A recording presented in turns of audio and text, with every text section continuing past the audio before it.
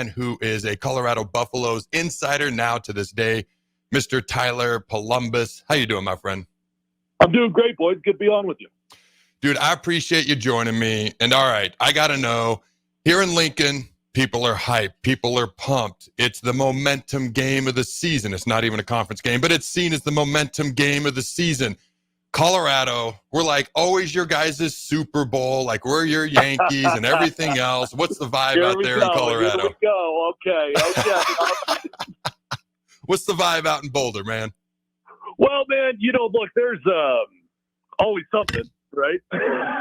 Yep. What's the vibe? There is always a storyline going on out of Boulder right now, and I think for the most part, it's a great thing that we've gotten to the season here because you can kind of let all the off-season noise just die down a little bit and make it all about ball now, right? And it's been fascinating for me to watch, just the conversation in the press between these two head coaches this year versus last year. Matt Rule was always, I didn't think he did anything disrespectful last year, if I'm being honest. But Dion took it that way. But this year it's like a battle of out-nicing one another in the press conferences. And, the game against North Dakota State, obviously left plenty to be desired, but I was working that game on the sideline, and I'll tell you this, man, for the most part, I walked away pretty dang encouraged. The offense is so freaking electric. It is special, Adam. I mean, it's the real deal. They can't run the ball and save their life.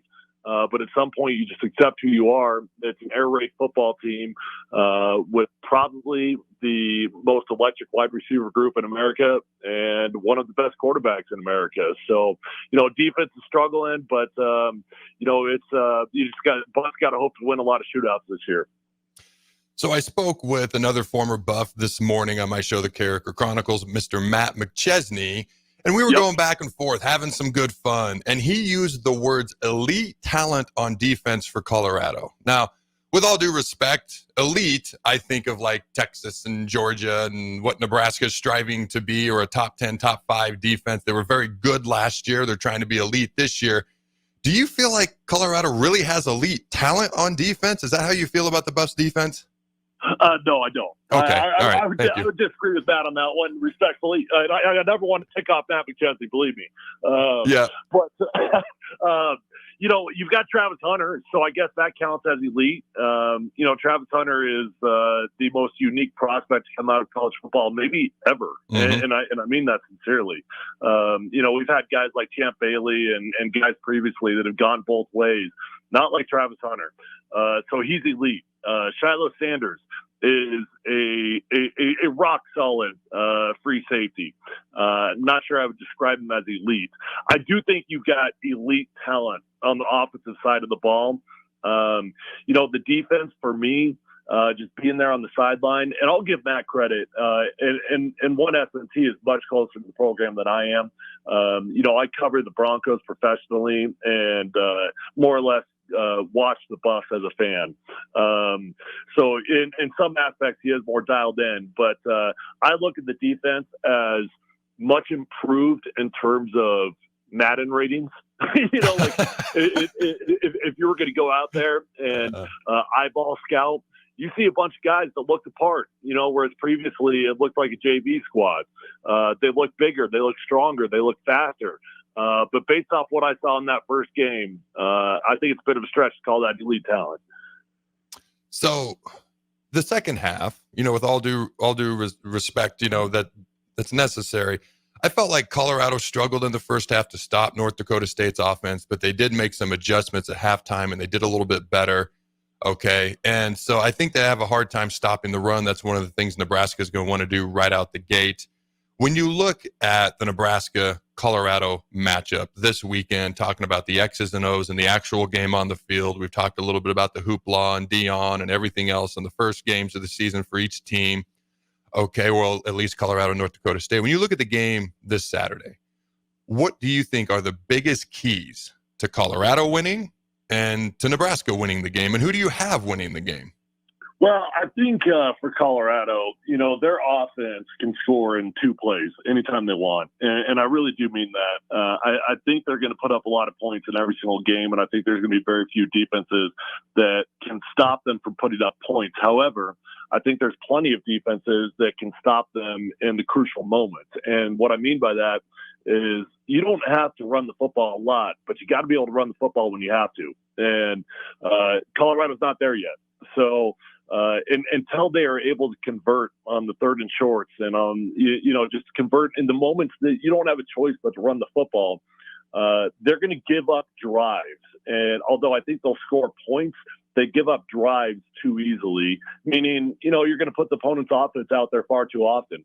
And we know that Nebraska is going to try to run the football down the throats of Colorado. I watched a lot of that UTEP game.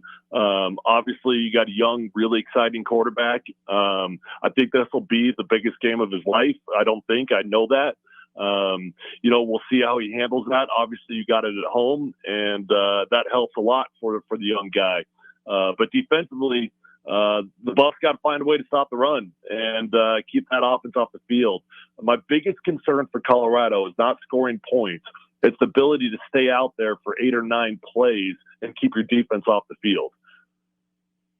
I think that's a fair point. I'm looking at the stats from the North Dakota State game. All right. And North Dakota State had the ball for nearly a full quarter more than Colorado. Yeah. 36-44. Right. Colorado had a 23-16. In fairness, you give the ball to Travis Hunter, basically on a glorified hitch, and he takes it, 20, 30, 40 yards for a quick, easy touchdown. That's going to affect your time of possession. So like you said, Colorado's very explosive. They have the ability to make the big plays. I wonder if the ability to consistently move the ball, if the big play is taken away when you're struggling to run the ball, how much that can affect what Colorado can do offensively. But at the same time, if they're scoring quickly, obviously that makes things a lot easier for Shadur Sanders and those elite wide receivers. What is your score prediction for the game? Adam, I'm again, like I said a little bit earlier, I cover the Broncos especially, and I'm a fan of the Bucks. But I don't think this game is going to be a shootout. I think it's going to be a bit of what is a lower scoring game in college football anymore, Adam? I mean, goodness gracious! I mean, 24-21 is that low scoring? Yeah, exactly. Yeah. I mean, I probably got Nebraska winning this game, which pains me. And it sucks. I think CU is closer than they've ever been. But until I see that defense step up to the plate, man, I got concerns. I do. And until I see that Buffs offense be able to run the ball when they have to, I don't need them to run for 150 yards every game. I just need you to run the ball when you got to. Until that happens, I got my concerns about this team.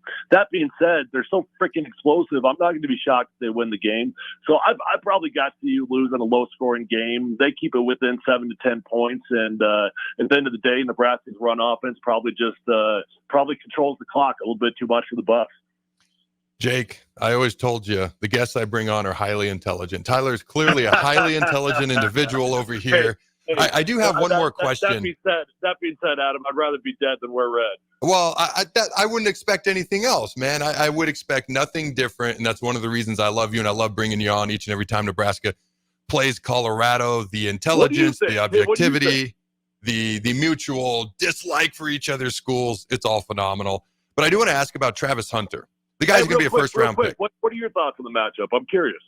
So my thoughts on the matchup, kind of quick, are this. There is one team that has elite athletes on offense. They have a top 10 pick at quarterback, a top 5 pick at wide receiver or DB. They've got another guy in Jimmy Horn who's one of the top 5, 3, 2, maybe the fastest guy in all of college football.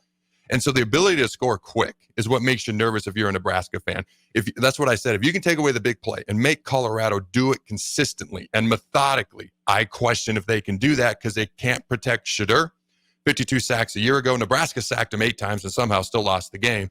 They don't really run the ball that well, and defensively, there's a million question marks. Yes, they look better in the second half versus North Dakota State, and they do look different, and they brought in a bunch of transfer portal guys, but I'm curious how long it's going to take them to kind of gel on defense. So I'm always going to favor the team that's going to run the ball and play defense a little bit better. And so for now, I am absolutely leaning towards Nebraska winning the game, probably 31-24, somewhere in that range, which I thought when I picked it was rather low scoring. for today's college football, but 24, 21 or whatever, maybe more low scoring. That's still, if you grew up when I grew up, 24, 21 was like average to maybe on the high end of things. But I want to ask you about Travis Hunter, because the dude could be a first round top 10 pick as a DB, as a wide receiver. Which way do you think he has the best upside or the biggest upside in the NFL, wide receiver or defensive back? I feel like 9 out of 10 people are going to tell you defensive back, and I feel like I'm out on an island on this one. But I think it's wide receiver. I really do. Obviously, it's not sustainable to do what he's doing right now in the NFL. I think that he's way too talented to not utilize him on both sides of the ball once he gets to the league, and he will be. But in my world, first off, you just look at the amount of money these wide receivers are making in comparison to defensive backs. That he'd be insane if you had the choice of which position to play, which one you would choose. Wide receivers are now the most coveted position in the NFL, and it's not even close outside of quarterback. So from that standpoint alone, I would choose wide receiver. But I happen to think that he's got that unique Tyreek Hill speed. He's got that unique ability to be such a freaking weapon on the offensive side of the ball that what I would do if I coached him, if I brought him to the league, I would utilize him on offense. And then, I utilize them in my dime packages, maybe even in nickel, although nickel, you're out there pretty much the entirety of the game, But I would utilize them sparingly on defense in the most key situations, and I would feature him on the offensive side of the ball. So you're not on an island, because that's what I think. And I know you're not watching me right now, but literally when you said feature him on dime or nickel, like my hand went in the air. Jake saw me, because that's what I think. I think use him as a receiver. I'm not above putting him back there to return kicks. It depends on how much you want to utilize him on defense. But why would you not utilize him in nickel? You make a great point, though. A lot of times you're out there in nickel, it becomes your base defense, whether you want it to or not. Or dime, at least. Like, utilize what he can do. It's insane what he can do, and it is very, very impressive. Now, I'd be remiss, because we're former teammates, okay? We played against each other. You were at Colorado. I was at Nebraska. Do you have any stories from us playing against each other in college, or times we were teammates in D.C.? And no holds barred with this. You already know my one story, and like, what are you doing here? What are you doing? Well, first off, I beat Nebraska 3 out of my 5 years. Whoa, where'd that come from? I didn't ask about that. Whoa. This is supposed to be a friendly interview here. Don't suck on that one, Adam. What? Okay? I won 3 out of 4, man. I also went down there to Lincoln, and I got a win. And I'll never forget that one, okay? But yes, Adam, because you need somebody to pat you on the back, because you need somebody to tell you you're good at football. I won't forget your senior year, my last game of the season. We weren't going anywhere. Our last game, and you gave me a good old ass whipping, okay? You did. I went down there to Lincoln, the last game of the season, and you put it on me, okay, pal? So if you need someone to pat you on the back, there you go, okay? You feel better? Well, first of all, you're allowed to pat me on the back anytime you would like. I honestly thought, I didn't remember the story you were going to share. I honestly thought you'd go with something from the Redskins locker room or something like that, or some insider embarrassing story. But hey, I'll always take a pat on the back, a little cuppage of the rear. Just don't linger and we'll be good. How's that sound? There you go, buddy. Happy to join you anytime. I got to run, do my own show, bud. All right. I appreciate it, Tyler. Good luck in the future, man.